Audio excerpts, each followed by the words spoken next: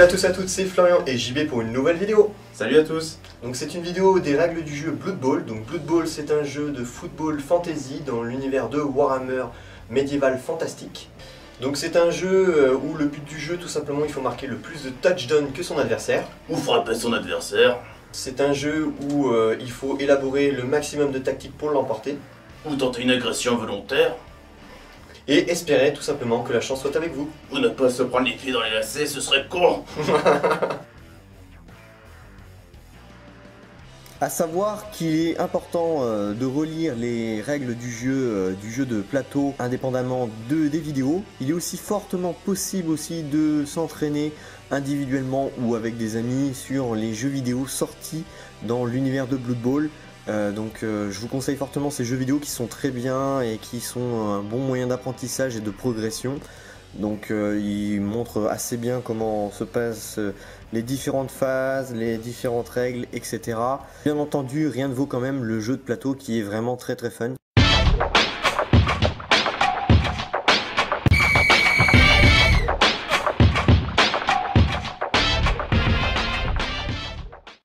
Blood Bowl se joue sur un terrain et non dans une piscine. Le terrain comprend 26 cases sur 15, ce qui fait un total de 390 cases. Nous avons la ligne médiane, donc la ligne qui se trouve au centre. Nous avons les couloirs latéraux. Et les zones d'en-but. Donc le but du jeu de l'équipe qui se trouve ici doit marquer dans la zone d'en-but de l'adversaire, qui se trouve à l'opposé, et inversement. Donc chaque joueur se voit attribuer d'une fosse qui comprend une piste de score qui permet de marquer les points qui va de 0 à 8. Nous avons ensuite une box de réserve qui permet simplement de stocker les joueurs qui peuvent rentrer sur le terrain, les remplaçants notamment. Nous avons ensuite le box des joueurs KO, qui sont des joueurs qui peuvent potentiellement revenir sur le terrain. Nous avons ensuite le box des joueurs dits éliminés, qui sont des joueurs morts ou blessés, qui ne peuvent pas du tout revenir sur le terrain. Voici deux pistes, première et seconde mi-temps, qui se composent en 8 tours.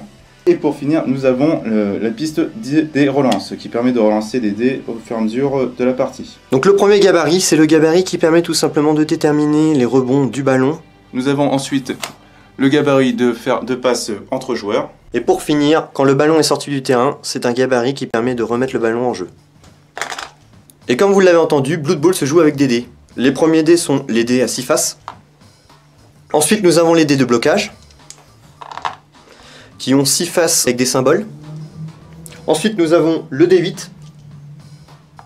Et pour finir, le dé à 16 faces. Et pour différencier les équipes, nous avons deux coloris de dés. Donc nous avons des bleus et des verts dans la boîte.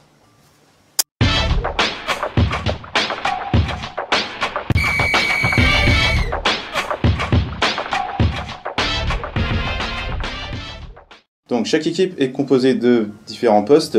Donc nous avons le plus commun, le lineman ou le 3/4. Ensuite nous avons le blitzer, qui est un rôle beaucoup plus offensif. Ensuite nous avons le lanceur, qui n'est pas forcément commun à toutes les équipes, mais qui est plus axé sur le jeu de passe. Nous avons ensuite les postes vraiment très particuliers. Là nous avons pour l'équipe orc un black orc, un orc noir, qui est plus fait pour taper dans le tas. Et nous avons ensuite le catcher, l'attrapeur humain, qui est un joueur rapide, qui reçoit très bien le ballon et est fait pour marquer. Là on a les linemen, donc le lineman orc et le lineman humain. Donc l'orc a un mouvement de 5, une force de 3, une agilité de 3, une armure de 9, aucune compétence. Le lineman humain a mouvement de 6, force 3, agilité de 3, armure de 8 et aucune compétence. On peut voir que le lineman orc est moins rapide car il a un mouvement de 5 comparé à 6, mais par contre il a une meilleure armure car elle est de 9 comparé à 8. Donc ici nous avons les blitzers qui ont un rôle beaucoup plus offensif que les linemen classiques. Ils ont toutes les deux la compétence blocage, mais nous y reviendrons. Nous pouvons voir ici que le blitzer humain a un mouvement de 7, une force de 3, agilité 3, armure de 8. Ensuite, le blitzer orc a un mouvement de 6, une force de 3, agilité 3, armure de 9. En comparaison, nous pouvons voir que le blitzer humain est plus rapide que le blitzer orc, mais il a une armure de 9 qui est supérieure au blitzer humain. Donc ensuite on a les lanceurs, donc ils ont la compétence passe et prise sûre. Le lanceur orc a un mouvement de 5, une force de 3, agilité 3 et armure de 8. Et le lanceur humain a mouvement de 6, force 3, agilité de 3 et armement de 8. Donc en comparaison, humain est toujours plus rapide, mais par contre, les autres caractéristiques sont pareilles, concernant notamment l'armure. Donc ici nous avons des postes particuliers, même si nous pouvons voir le catcheur humain, l'attrapeur humain, qui a des compétences esquive et réception. Il possède un mouvement de 8, qui est excellent, une force de 2 qui est pas géniale, une agilité de 3 qui reste dans la moyenne, une armure de 7 qui est assez faible. Donc c'est un personnage fait pour rejouer le ballon et marquer le plus vite possible.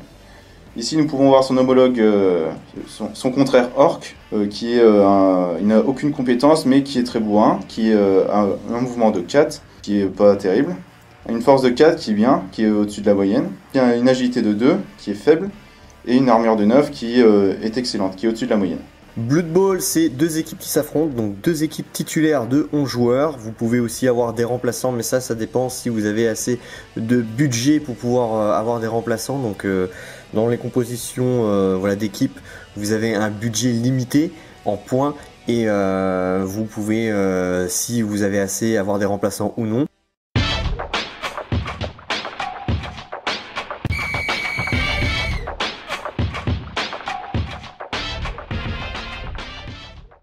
Blood Bowl se joue en deux mi-temps de 8 tours. Chaque coach vont jouer chacun leur tour leurs actions de jeu. Pour cela, ils déplacent d'une case le pion tour. Chaque coach doit tenir le compte du nombre de tours que son équipe a joué. Les actions que le coach pourra effectuer avec son équipe sont des déplacements pour se rapprocher du ballon, d'un adversaire ou de la zone d'en-but, des blocages pour taper sur l'adversaire,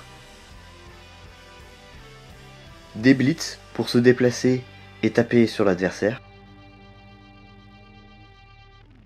Et pour finir, des passes pour passer le ballon à un de ses coéquipiers. Et voilà, le premier chapitre est terminé, donc je vous invite à regarder les prochaines vidéos. N'hésitez pas à vous abonner à la page Facebook et YouTube si ce n'est pas fait. Et puis donc du coup on vous retrouve pour de prochaines vidéos. Salut à tous et à toutes. Salut à tous.